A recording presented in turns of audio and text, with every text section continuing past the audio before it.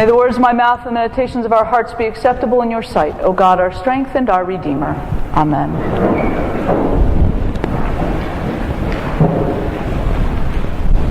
If I was one of Jesus' disciples at this point in Matthew's Gospel, I probably would be grabbing him by the back of the robe and going, Jesus, come on, we got to get out of here. Man, you're making a lot of trouble. This is not going to end well. Come on, let's just go home. Just go home. Because at this point in Matthew's Gospel, Jesus has already entered Jerusalem on the donkey with the palms and the alleluias and all the people celebrating the triumphal entry into Jerusalem, which the people thought was great. But you imagine the chief priests and elders not so much. And immediately prior to our gospel this morning, Jesus had just turned over the tables of the money changers in the temple. Now, one would think that if you did that, your next thing would be to exit stage left and keep your head down. No, instead, the gospel lesson this morning says Jesus went into the temple. So at this point, you really got to wonder what this Jesus guy is thinking about. And he goes into the temple not, again, to be quiet and sit down and pray and commune with God. He goes into the temple and starts to teach. And as happens so often, the people gathered around to hear him. So Jesus is seating himself in the very central part of the life of the Jewish faith, the seat of power. And what does he talk about? He talks about power. He talks about authority. He talks about obedience. He doesn't just tell them some nice, easy, good story about the good shepherd gathering all the sheep to his bosom and caring for all of them. Jesus basically speaks straight to the places and people of power in the temple. He's pulling no punches in our gospel lesson this morning. Power. The people knew what power looked like and felt like. They were subjugated by the Romans. Power is something that you have over someone. Power is something that is grabbed and taken and held onto by force. Power generally has no relationship one to another. It's you will do what I tell you or else is the message of power. And the people knew how that felt. They had Roman soldiers in their midst. They knew what happened to those who stepped out of line. They knew what happened to those who tried to resist power. They were crucified up on the hill. That's what happened when you resisted power. And those same chief priests and elders, they knew all about power too. They understood they held their power only as long as the Romans allowed them to hold their power. And instead of building a community of people within the temple to love and care and support for one another, they basically subjugated the people the same way the Romans subjugated them. They passed that power down. They forced obedience.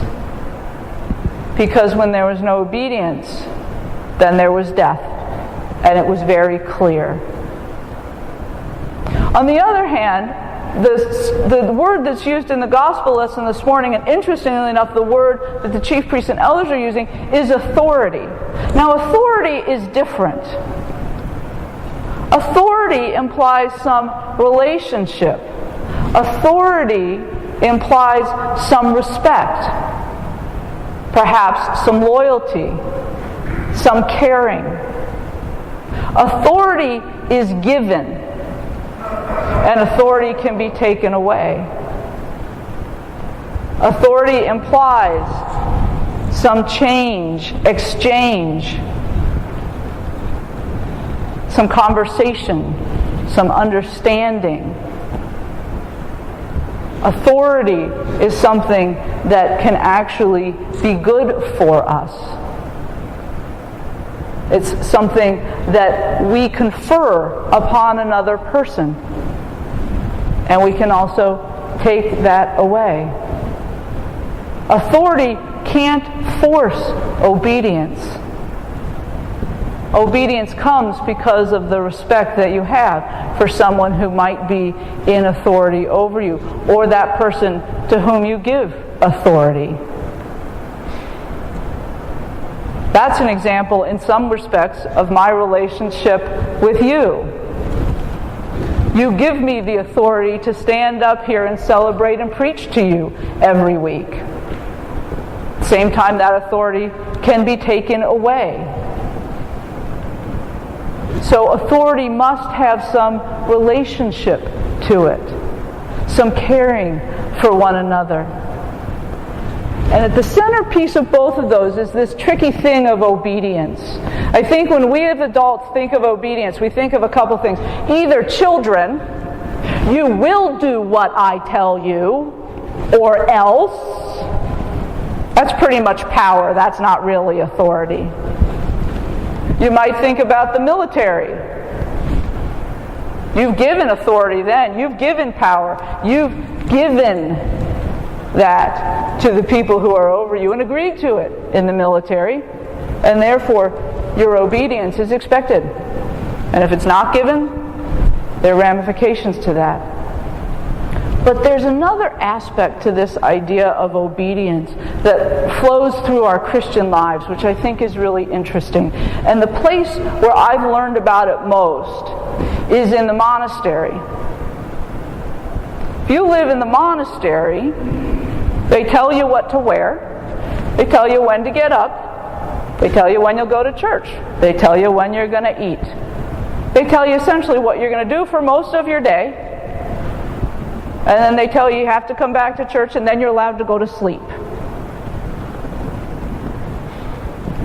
You're expected to obey the rules of the monastery. And yet the monks talk about obedience being perfect freedom. How do we get that?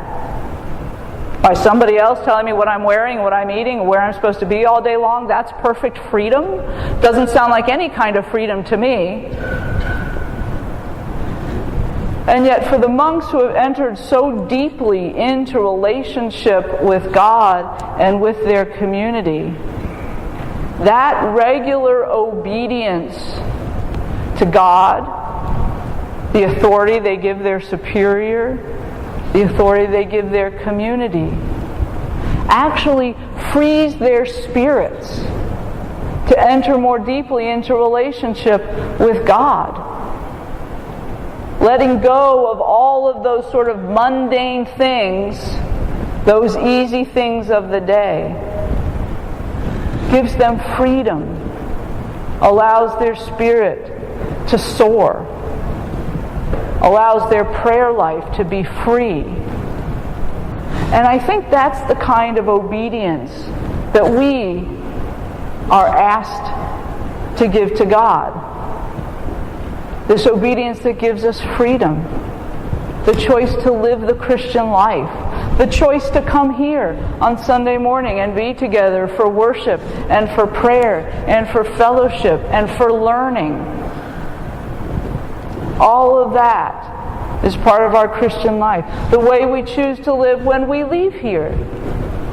The study and prayer and reading that we do every day at different points during our week. All of that is obedience to God. It's what God asks of us as God's people. And yet all of that sets us free. It opens us up. It makes us generous. It allows our hearts to embrace one another. And so here at the very end of Matthew's Gospel, Jesus is just putting it right down in the center of power. He makes that not so difficult to understand connection between the Son that does not do the Father's will And those tax collectors and prostitutes who were considered the low of the low and not allowed in the temple, yet they are the ones who find the freedom in obedience. They are the ones who will be set free and favored. Jesus is not pulling any punches at this point in the gospel. He is speaking the truth to power right at its center. And we know, if we keep reading the gospel lesson, that Jesus pays the price for that. The ultimate price of being crucified. But what an amazing lesson that's offered to us today. This invitation to reflect upon obedience. What does that mean? And how does it enter into our Christian life? If we take some time to reflect and think and pray with that, what we will understand is that obedience really does offer us that freedom. Amen.